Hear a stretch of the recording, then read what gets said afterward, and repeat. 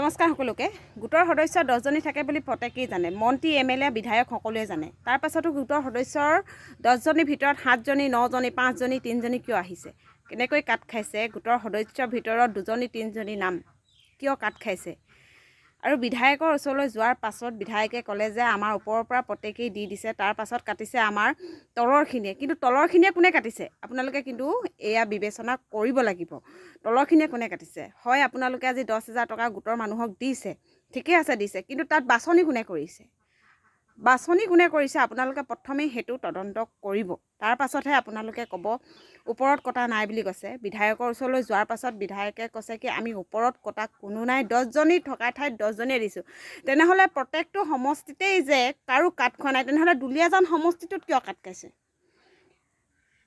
লাহোৱাল সমষ্টিত কাট নাই খোৱা, ইমান খবৰ লগাইছোঁ ইমান মানুহক, কাৰো কাট নাই খোৱা।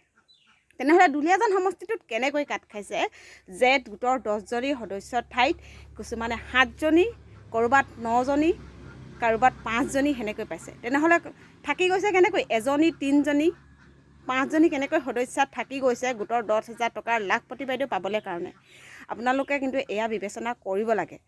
2 নম্বৰ কথা, আপোনালোকে 10,000 দি থকা আমি খাই থকা নাই, সেইটো কথা সঁচা কথা। আপোনালোকে নিদিয়াৰ কাৰণে নোপোৱাৰ কাৰণে আমাৰ ইমান দুখো লগা নাই, কিন্তু এটা কথাৰ কাৰণে দুখ লাগিছে যে গোটৰ সদস্যাত থাকোঁ আমি 10জনীৰ ভিতৰত যদি 7জনীয়ে পায় 3জনীয়ে নাপালে আমাৰ গোটত থকা উদ্দেশ্য হ'ল কি উদ্দেশ্যত আমি থাকিম গোটত? আপোনালোকে তাত কিয় এনেকুৱা ভেঙুচালি কৰিলে? এয়া গোটৰ বোলে তলৰখিনিয়ে কাটিছে, তলৰ কোনে কাটিছে আপোনালোকে উত্তৰটো চাই পিনে আমাক ক'ব লাগিব।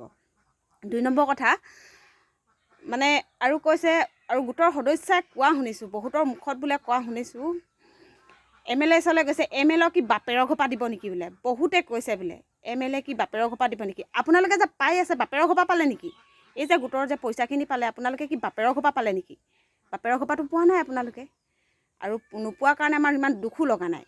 কিন্তু এটা কথা কওঁ, আমি MLA ওচৰলৈ যোৱা এটা কাৰণ, 7জনীয়ে পালে আমাৰ 3জনীয়ে কিয় নাপালোঁ?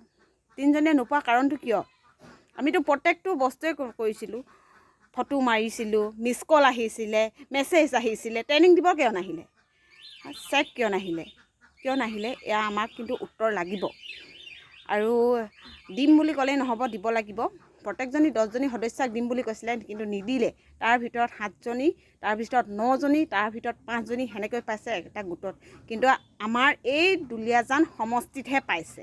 মই একদম ডাঠিকৈ ক'ব পাৰোঁ দুলীয়াজান সমষ্টিতে বেছিকৈ হৈছে। আৰু মই আজি ইমানকেইদিন হ'ল পাই যোৱা ভিডিঅ' বনোৱা নাছিলোঁ কাৰণ কি নাই পোৱা যদি নাই, আমাৰ কপালত নাই বুলি ভাবি আছিলোঁ। কিন্তু আজি আমাৰ ওচৰৰ বোলে মানুহে বহুতে কমপ্লেইন কৰিবলৈ গৈছিলে MLA ওচৰত, আৰু তেতিয়া MLA কৈছে আমি কটা নাই। আমি ভাবিছিলোঁ ওপৰত কাট খাই আহিছে, আমি নাপালোঁ। কিন্তু MLA যেতিয়া ক'লে যে আমি কটা নাই, তেনেহ'লে কোনে কাটিলে আমাক? এইখিনি উত্তৰ আমাক দিব লাগিব। 2 নম্বৰ কথা, আজিলৈ এনেই অকণমানি সৰু ভিডিঅ' বনালোঁ, আপোনালোকে যদি পাৰিলে অকণমান শ্বেয়াৰ কৰি দিব। বেছি দেৰি নালাগে, 2 ঘণ্টা 1 ঘণ্টাৰ কাৰণে হ'লেও আপোনালোকৰ প্ৰফাইলত অকণমান দেৰি সময় শ্বেয়াৰ কৰি থ'ব। পইচাটো পোৱা নোপোৱাৰ পিছৰ কথা, কিন্তু বিচাৰটো ওলাব লাগে। কোনে কাটিছে, কেলৈ কাটিছে, কি কথা উলিয়াব লাগে।